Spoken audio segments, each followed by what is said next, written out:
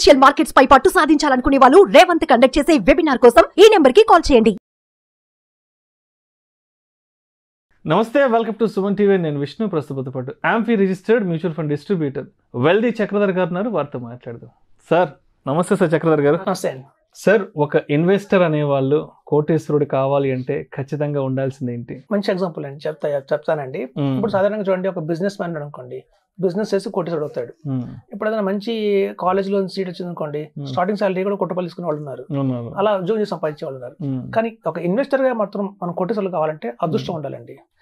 ఎందుకు చెప్తాను, ఎగ్జాంపుల్ చెప్తా. ఇప్పుడు చూడండి, 2004 ఆ టైంలో మ్యూచువల్ ఫండ్స్ అప్పుడప్పుడే వస్తున్నాయి. మేము చాలా మందికి ఏంటంటే సెక్షన్ 80C మ్యూచువల్ ఫండ్స్ కి ఎగ్జామ్షన్ ఉండేది, ఇన్కమ్ ట్యాక్స్ ఎగ్జామ్షన్. సో ఆ 2004 చాలా మందికి కూడా చూడండి 1 lakh ఆ రోజున ఎగ్జామ్షన్ ఉండేది. ఒక ఎల్ఐసి పాలసీ తీసుకునే వాళ్ళు 25,000 అయిపోయేది. ఇంకో పీపీఎఫ్ ఉండేది, మన శాలరీలో కట్ అయ్యేది. బ్యాలెన్స్ ఇంకో 50,000 ఉండేది. ఆ 50,000 ఎక్కడ పెట్టాలి అనేది question mark. So mutual funds అయితే 3 years లాకింగ్ పీరియడ్, మంచి ఇన్వెస్ట్మెంట్ అని చెప్పి మేము చాలా మందికి 2004 హెచ్డిఎఫ్సి ట్యాక్స్ సేవర్ కావచ్చు, Birla Sun Life tax 96 fund కావచ్చు, ఎస్బీఐ ట్యాక్స్ గెయిన్ కావచ్చు, ఇట్లాంటివన్నీ బాగా ఇన్వెస్ట్మెంట్ చేయించాం. సో అప్పట్లోనే 2004 అవేర్నెస్ అయితే మార్కెట్ లో ఉంది మ్యూచువల్ ఫండ్స్ మీద, కానీ కేవలం ట్యాక్స్ పర్పస్ కోసం మాత్రమే ఇన్వెస్ట్ చేసేవాళ్ళు. 2006 మేము బాంబేకి వెళ్ళి తెలుసుకున్నప్పుడు ఏంటంటే, కాదు, ఒక ఎస్ఐపి అనేది చాలా బాగుంటుంది, లాంగ్ రన్ లో మనం కేవలం 5,000 ఇన్వెస్ట్మెంట్ చేసుకుంటూ వెళ్ళినా కూడా ఒక 20 సంవత్సరాలు వేసుకుంటూ వెళ్తే కోటి రూపాయలు వస్తాయని చెప్పి మేము బాంబేలో నేర్చుకుని వచ్చాం. వచ్చిన వెంటనే వాళ్ళు హైదరాబాద్లో ఇంప్లిమెంట్ చేస్తాం. మేము అంతే కదండి, అక్కడ నేర్చుకొచ్చి ఇక్కడ చెప్పాలి. సో అలా నేను 2006 చాలా మంది కూడా చెప్పాను, మ్యూచువల్ ఫండ్స్ లో మీరు ఇన్వెస్ట్మెంట్ చేయండి, కేవలం 5,000 ఎస్ఐపి వేయండి. అందులో నేను రికమెండ్ చేసిన ఆ టైంలో రికమెండ్ చేసిన దాంట్లో రిలయన్స్ గ్రోత్ ఫండ్ ఉంది. వాళ్ళు నిప్పాన్ ఇండియా గ్రోత్ ఫండ్ ఏదైతే నెంబర్ 1 ఫండ్ అనుకుంటున్నామో, ఆ 2006 నేను చాలా మంది చెప్పాను, నిప్పాన్ గ్రోత్ ఫండ్ లో వేయండి SIP 1,000 rupees. Birla Sun Life వాళ్ళది ఫ్రంట్ లైన్ ఈక్విటీ ఫండ్ ఉంటుంది, అందులో వేయండి 1,000 రూపాయలు. హెచ్డిఎఫ్సి టాప్ 200 లో 1,000 రూపాయలు వేయండి. ఎస్బీఐలో వాళ్ళది కాంట్రా ఫండ్ ఉండేది, అందులో 1,000 రూపాయలు వేయండి అని చాలా మందికి నేను చెప్పడం జరిగింది. 2006 అంటే చూడండి, ఇంత అవేర్నెస్ లేదు మార్కెట్ లో. నేను ఉండేది ఎస్ఆర్ నగర్ లో ఉండేవాడిని.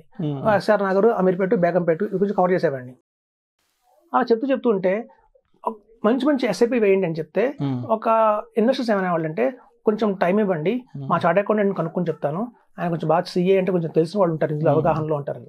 సో సిఏ నడితే సిఏ వాళ్ళు చెప్పేవాడు అంటే పీపీఎఫ్ మించిన ఇన్వెస్ట్మెంట్ లేదు, పీపీఎఫ్ లో వేసుకుంటే 8% కాంపౌండ్ ఇంట్రెస్ట్ వస్తుంది.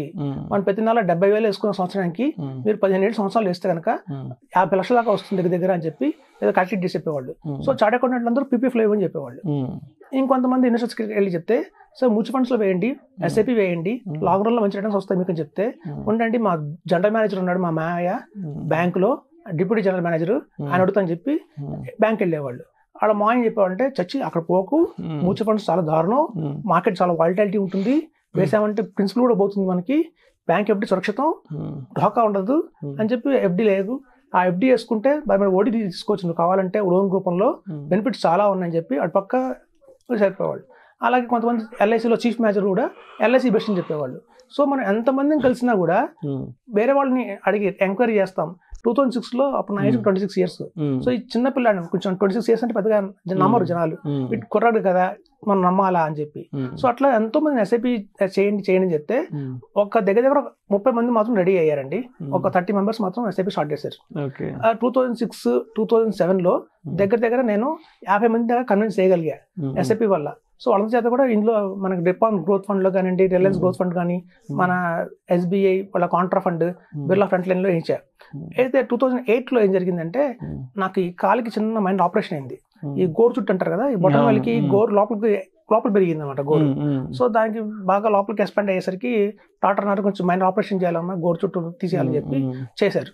చేస్తే నేను ఇంట్లో రెస్ట్ తీసుకుంటున్నాను. 2008 మార్కెట్ దన్ పడిపోతుంది, జనాలు పానిక్ అవుతున్నారు. నేనేమో బయటకు కాల్ చేస్తే బయటకు వెళ్ళిన పరిస్థితి వచ్చింది నాకు. మా ఇంటికి వచ్చారు 50 మంది ఇన్వెస్టర్స్ వచ్చి, మా చెల్లెలు పెళ్లి కుదిరిందండి, డబ్బులు కావాలని చెప్పి, లేకపోతే మా డాడీ ఫోన్ చేశారు, ఊళ్ళో ఇల్లు కడుతున్నాము, డబ్బులు కావాలని చెప్పి, రీజన్ ఏదో చెప్పి మొత్తం అందరూ విత్డ్రా చేశారు. రిడమ్షన్ అయిపోయింది. నేను 2 ఏళ్ళు కష్టపడి జనాల్ని ఎడ్యుకేట్ చేస్తే ఎస్ఐపీలు వేయండి అని 2008 కల్లా మళ్ళీ అవన్నీ పోయినాయి. సార్ 2008 ఆగస్టులో నా మ్యారేజ్ అయింది. తర్వాత నేను ఇంకా బిజీ అయిపోయి ఇంకా వాళ్ళని కాల్ చేయలేదు, ఎందుకంటే మార్కెట్ పడింది.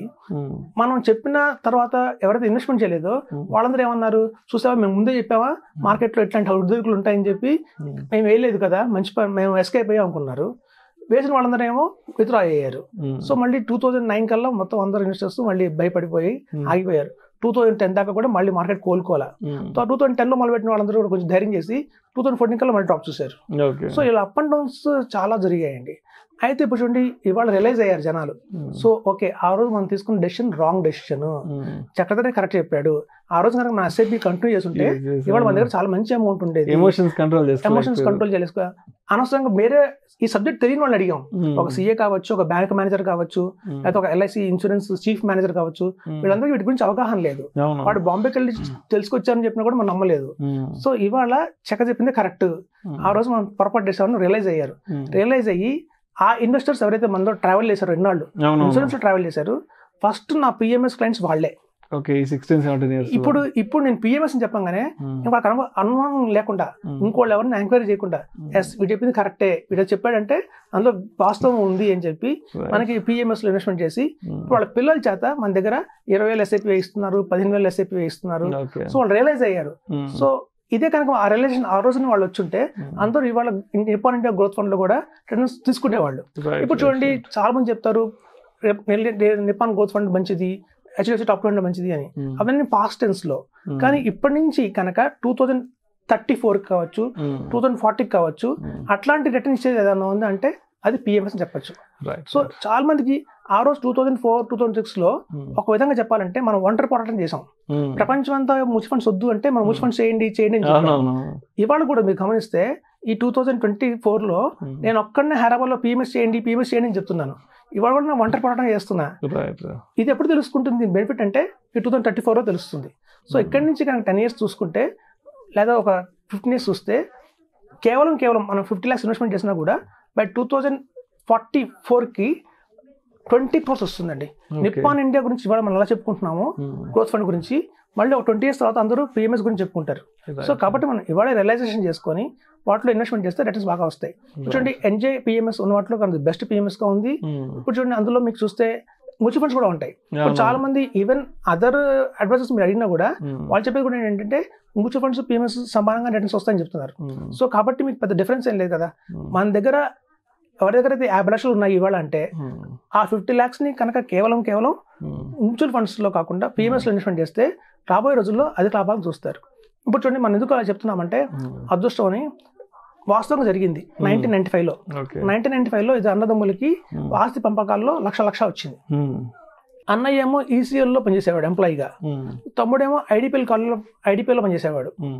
సో వాళ్ళకేంటంటే హౌసింగ్ సొసైటీలో ప్లాట్లు వేస్తారు.